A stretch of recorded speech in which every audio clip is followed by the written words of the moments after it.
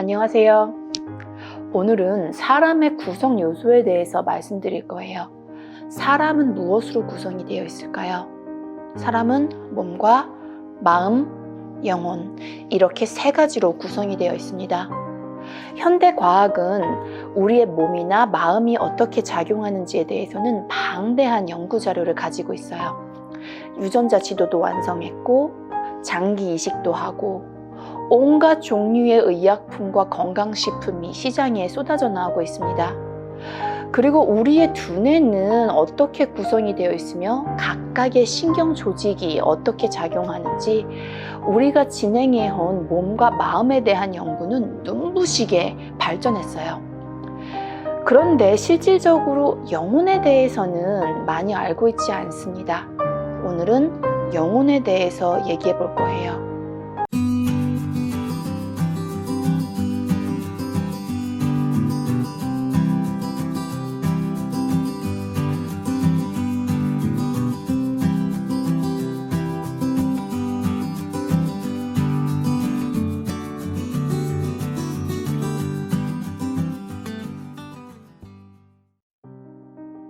우리는 지금 격변하는 시대에 살고 있습니다.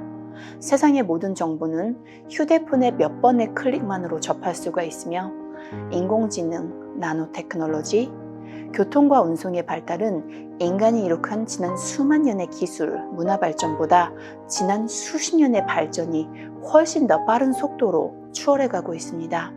그런데 이상하지 않으세요?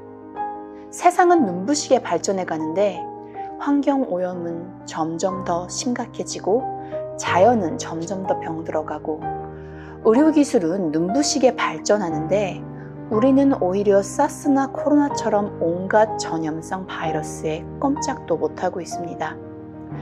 또한 현대인들의 우울증과 스트레스는 기술 발전이 거듭할수록 점점 더 심해지고 있고 이에 따른 극적인 선택, 자살률 또한 날로 증가하고 있습니다.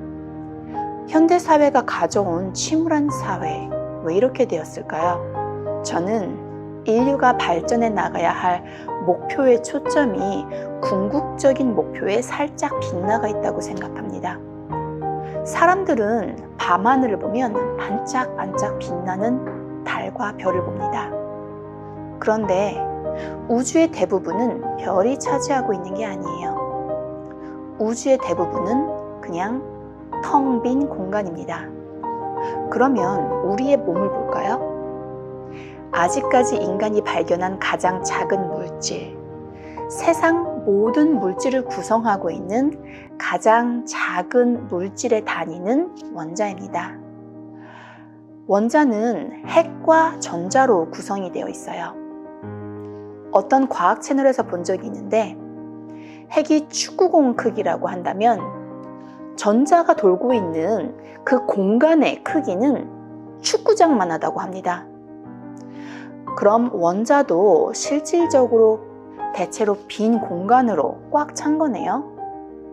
한마디로 우리의 몸도 대체로 그냥 텅 빈 공간이라고 말할 수가 있겠지요. 말 그대로 우리의 몸은 작은 우주입니다.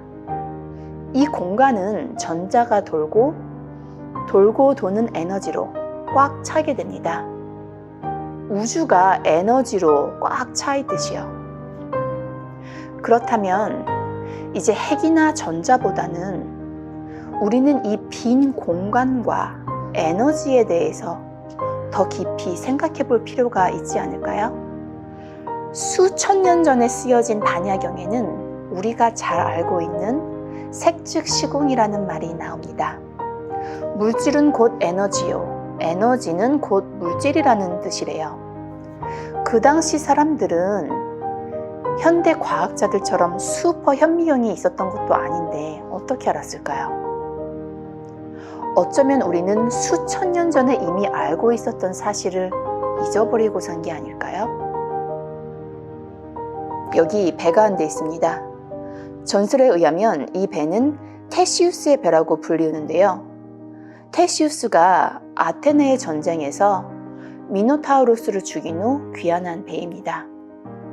아테네인들은 전쟁의 승리를 기원하기 위해 이 배를 팔레론 디미트리오스 시대까지 보존했다고 합니다. 그러나 보존 기간 중에 배는 낡아 떨어지기 시작했고 배를 조금씩 새 나무로 교체하게 됩니다. 나중에는 처음에 배를 구성했던 나무나 부품은 단 한 조각도 남지 않게 됩니다. 그러면 이 배는 아직도 테시우스의 배일까요? 여기 시에나라는 사람이 있습니다. 사람 몸의 세포는 나이가 들면 죽고 새로운 세포가 그 자리를 대체합니다. 세포가 늘어나기도 하고 줄어들기도 하지만 보통 이렇게 평균 7년 정도의 시간이 지나면 우리의 몸은 지난 7년 전에 있던 세포가 하나도 남아있지 않게 됩니다.